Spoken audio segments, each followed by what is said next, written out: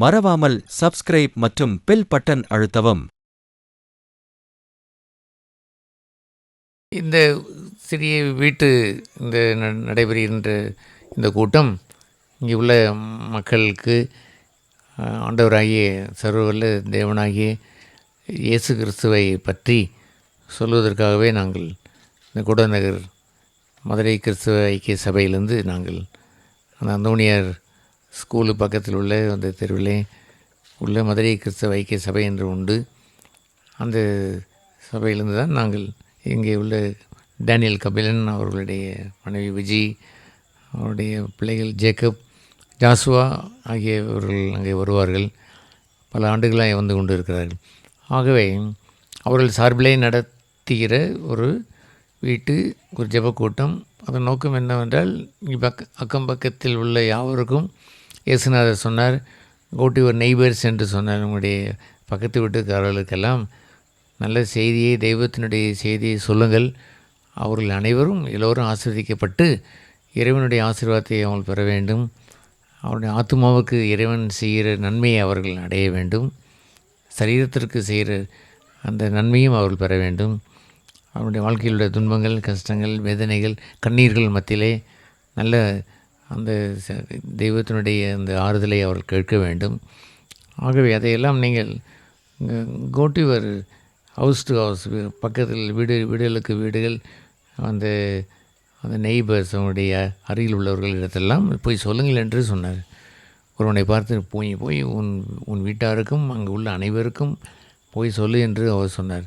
ஆகவே தான் இறைவனுடைய அந்த கட்டளைப்படி தான் இப்பொழுது உங்கள் யாவருக்கும் வந்திருக்கிற யாவருக்கும் வாழ்த்துக்கள். நீ வந்ததுக்கு மிக்க நன்றி. நீ இறைவனுடைய வார்த்தைகளை கேட்பதும் அந்த வார்த்தையின்படி ஆசீர்வதிக்கப்படவும் நாங்கள் ஜெபித்து கொண்டு தான் வந்திருக்கிறோம். கர்த்தர் உங்களுக்கு கிருபை செய்வார். வேத புத்தகத்திலே உள்ள, அதாவது ஒரு இந்த பூமியிலே உள்ள ஒரு பகுதி என்னவென்று சொன்னால், நம்ம இறைவனை தேடி போகிறோம்.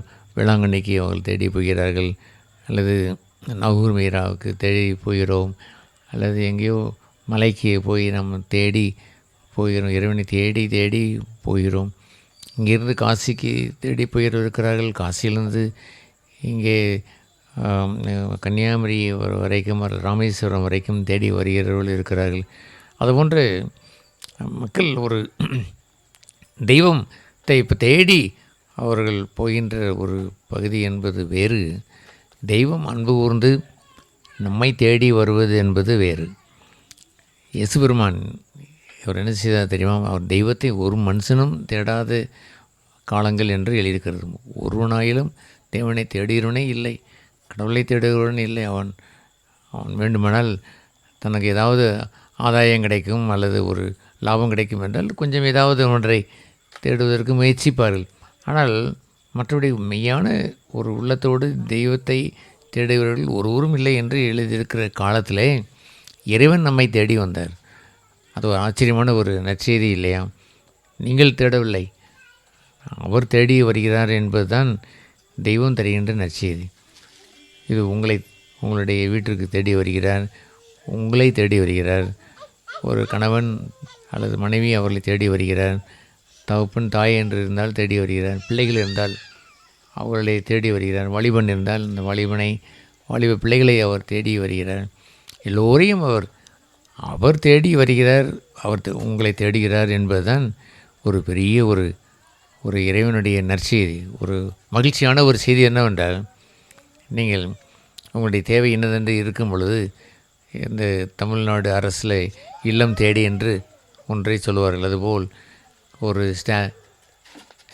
ஸ்டாலின் அவர்கள் முதன்மந்திரி இருப்பவர்கள் உங்களை தேடி உங்கள் வீட்டிற்கு வந்தால் எப்படி இருக்கும்?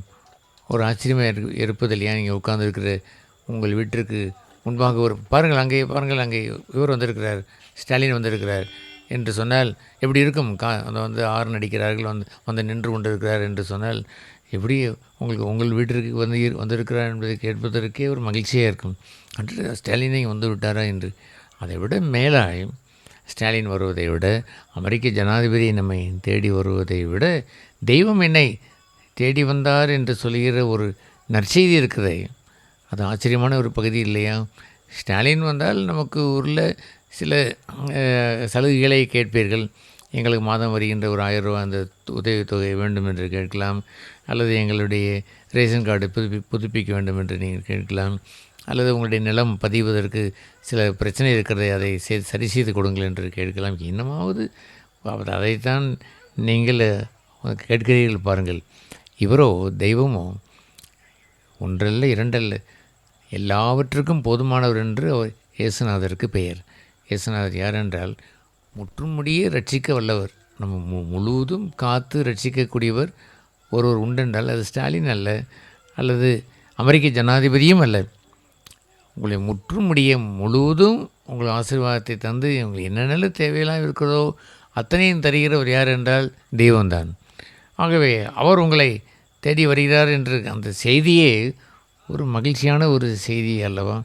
ஒரு நாள் நான் 10th ஸ்டாண்டர்ட் படித்து கொண்டு இருக்கும் பொழுது, நான் 15 years old, 15 வயது வாலிபனாக இருக்கும் பொழுது என்னை தேடி இயேசு வந்தார் என்று அறிந்து அவரை நான் என் உள்ளத்தில் ஏற்றுக்கொண்டு அன்று முதல் இன்று வரை 74 வயது நான் தாண்டி நான் போய் கொண்டு இருக்கிறேன் அல்லவா.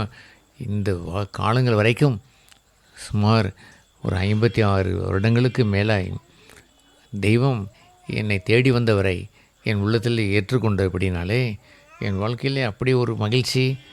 அவர் என்னுடைய என்னென்ன தேவை இருக்கிறதோ அத்தனையும் அவர் தருகிறார். உங்களுடைய தேவையில் இன்னதென்று அறிந்து தருவார் என்று இந்த வேத புத்தகத்திலே எழுதியிருக்கிறது. அவர் நமக்கு சாதாரணமான 3வது ஆள் போல் வந்து தருவதாக கூட இல்லை. அவர் நமக்கு சொந்த தகப்பனாய் மாறிவிடுவார். He will become our own father. நம்முடைய சொந்த தகப்பனாய் மாறி நீங்கள் எப்படி கூப்பிடும்படி சொல்வார் என்று தெரியுமா? பரமண்டலங்கள் இருக்கிற எங்கள் பிதாவே என்று கூப்பிடும்படி செய்து விடுவார். இறைவா என்று கூப்பிடுகிறது என்பது வேறு, தெய்வமே என்று கூப்பிடுவது என்பது வேறு, பரமண்டலத்தில் இருக்கிற என்னுடைய அப்பா என்று கூப்பிடுவது என்பது வேறு. அதுபோன்ற ஒரு ஸ்லாக்கியம்தான் உங்களை தேடி வந்த தெய்வம். எனவே இந்த வேத புத்தகத்தில் இந்த லூக்கா 15ஆம் அதிகாரத்தில் இவ்வாறு அங்கே எழுதியிருக்கிறது. தெய்வம் அவர் வந்தார் என்று அந்த லூக்கா 15ஆம் அதிகாரம் 1வது வசனத்திலே அங்கே வாசிக்கிறோம். அங்கே என்ன நடக்கிறது? அவர்கள் தெய்வம் வந்து பாவிகளை தேடி வந்தார். பாவிகளை தேடி அவர்களை ஏற்றுக்கொண்டார். அவர்களை ஏற்றுக்கொண்டு இந்த 2ஆம் வசனத்தில் வாசிக்கிறோம், அவர்களுடைய உட்கார்ந்து சாப்பிடவும் செய்தார். அவருடைய சேர்ந்து அவர் சாப்பிட்டார். அது என்னவென்று சொன்னால், அவர் தேடி வந்த அவரை அவர்கள் ஏற்றுக்கொண்டார்கள். அவரை ஏற்றுக்கொண்டதினாலே அவரும் அவர்களை ஏற்றுக்கொண்டு அவர்களுடைய உட்கார்ந்து சாப்பிட்டார். இந்த வேத புத்தகத்திலே அற்புதமான ஒரு வசனம் என்னவென்றால், நான் ஒரு மனுஷனுடைய வீட்டிலே நான் கதவை தட்டுகிறேன், அவன் திறந்தால் நான் அவனோடு கூட உட்கார்ந்து அவனோடு போஜனம் பண்ணுவேன் என்று சொன்னார். இது ஒரு ஆச்சரியமான காரியம் இல்லையா? உங்களுடைய வீட்டிலே ஸ்டாலின் வந்து சாப்பிட்டால், ஐயோ எங்கள் வீட்டில் சாப்பிடுவதற்கு நாங்கள் தகுதியில்லை என்று நீங்கள் சொல்லுவீர்கள். அல்லது அமெரிக்க ஜனாதிபதியை வந்து உங்கள் வீட்டிலே வந்து கொடுங்கள் சாப்பிடுங்க என்று சொன்னால், வெறும் ரசம்தான் வச்சுருக்கிறோம், துவையல் தான் இருக்கிறது என்று சொன்னால் பரவாயில்லை, கொடுங்கள் சாப்பிடுவோம் என்று சொன்னால் அது எவ்வளவு மகிழ்ச்சியானது. அதுபோன்று தெய்வம் மனுஷனை தேடி வந்தார் என்று சொல்கிற பாக்கியம் இயேசுநாதர் தருகிறார்.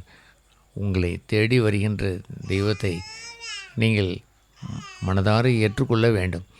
ஆகவே இங்கே அவர் சில ஊமைகளை வைத்து அதை இயேசு பெருமான் அதை குறிப்பிட்டார். எப்படி அவர் சொன்னார்?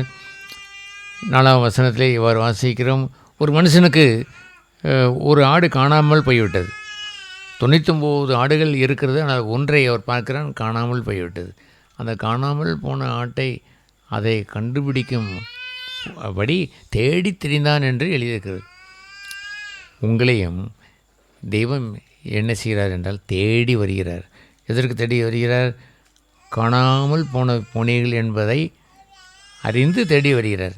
அந்த ஆட்டிற்கும் தெரியும், நாம் காணாமல் போய்விட்டோம், நம் தெய்வத்தினுடைய மந்தையிலே இல்லை, இறைவனுடைய பாதுகாப்பில் இல்லை, இறைவனை விட்டு வெளியே வந்து விட்டோம். துன்பம், வியாகுலம், கஷ்டம், வேதனை, பாவம், கெட்ட பழக்கம் அத்தனையும் தெய்வம் இல்லாத இடத்தில் வருவது தான். ஆகவே அந்த காணாமல் போய் சிக்கி கொண்ட ஒரு ஆட்டை தெய்வம் தேடி வந்தார். அப்படி அவர் தேடி அவர் வந்து கண்டுபிடித்த பின்பு என்று எழுதியிருக்கிறது. அந்த 5ஆம் வசனத்திலே வாசிக்கிறோம். கண்டுபிடித்தார். அல்லேலூயா. உங்களை அவர் கண்டுபிடிப்பார். நீங்கள் ஒரு விருப்பம் வேண்டும். என்ன விருப்பம் வேண்டும் என்று சொன்னால், இறைவா நாங்கள் காணாமல் போனவர்கள் என்ற எண்ணம் வைத்திருந்தால் போதும்.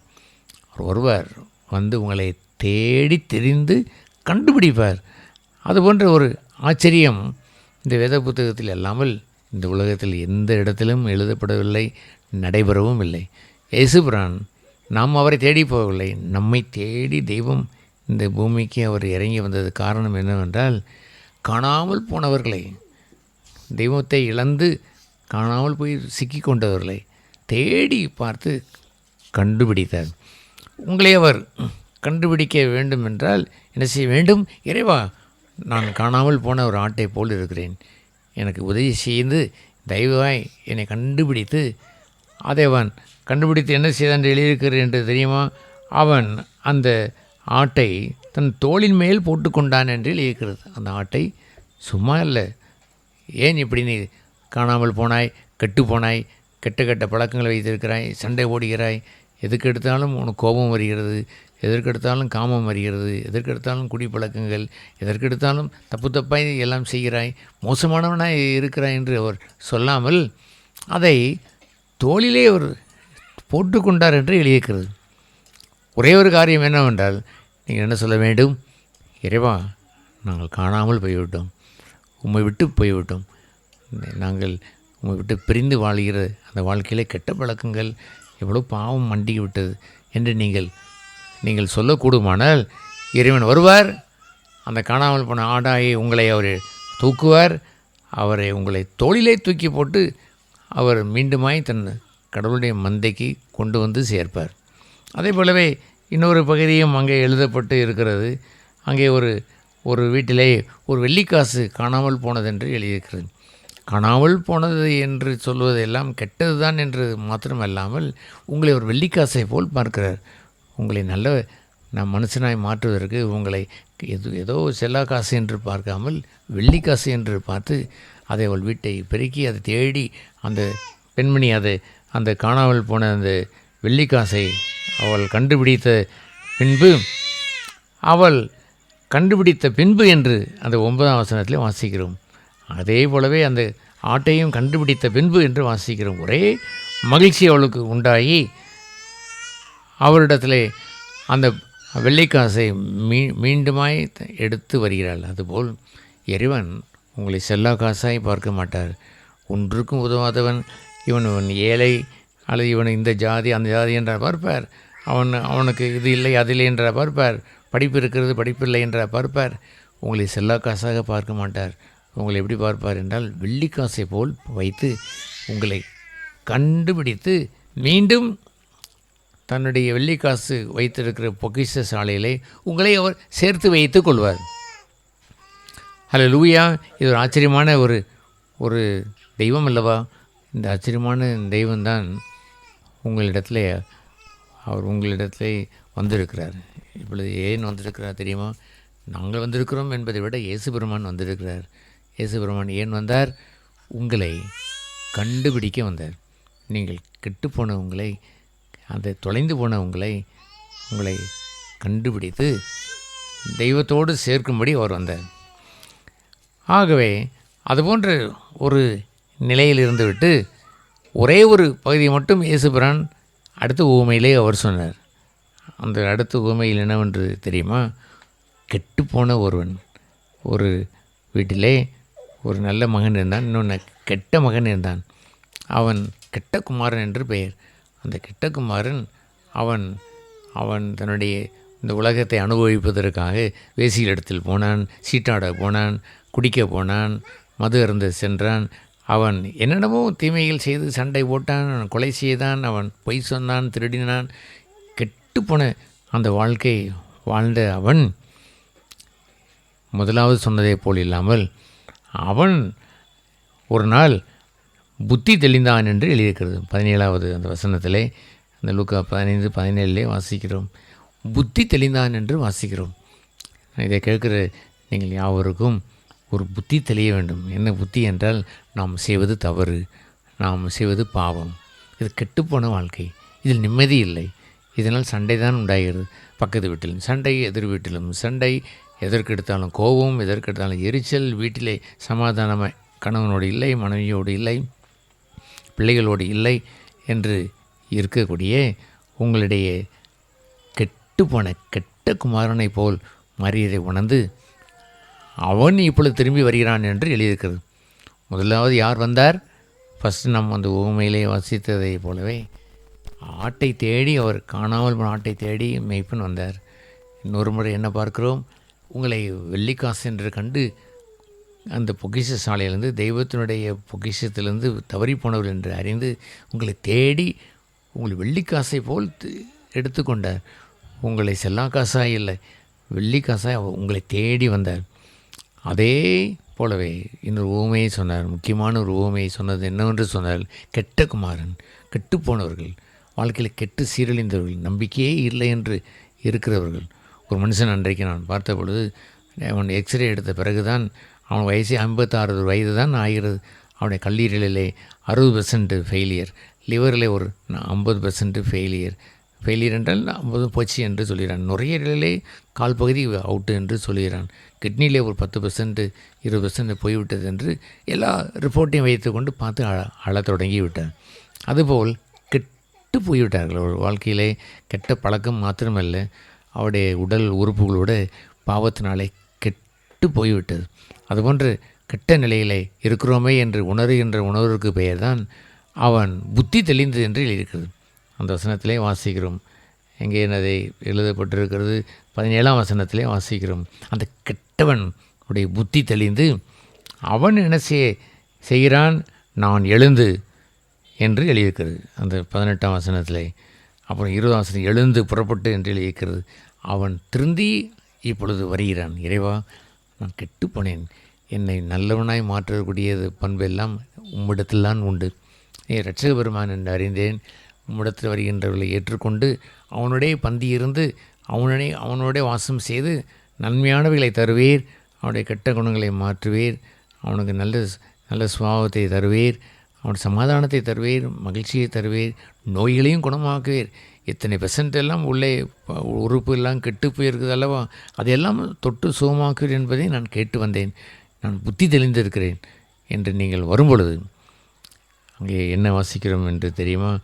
அந்த தெய்வம், அந்த தகப்பன் ஓடோடி சென்று அந்த 20ஆம் வசனத்திலேயும் வாசிக்கிறோம். மனதுருகி அன்பு கூர்ந்து ஓடோடி சென்று அவனை அணைத்து கொண்டு தன் வீட்டிற்கு கொண்டு வந்து அவனை செல்வந்தனாய் மறுபடியும் மாற்றி பெரிய தடபுடலாய் அவன் மகிழ்ச்சி கொண்டாடி அவன் வைத்து கொண்டான். நாங்கள் எங்களுடைய வாழ்க்கையில் பெற்ற மகிழ்ச்சி என்னவென்றால், எங்களை ஓடோடி வந்து தெய்வம் ஏற்றுக்கொண்டு எங்களுக்கு பேரானந்தத்தை கொடுத்து தெய்வத்தின் வீட்டோடு வாசம் செய்யும்படி செய்து விட்டார். அவர் எங்களோடு புசிக்கிறார், எங்களோடு தங்கியிருக்கிறார், எங்களோடு வாழுகிறார். அல்லேலூயா!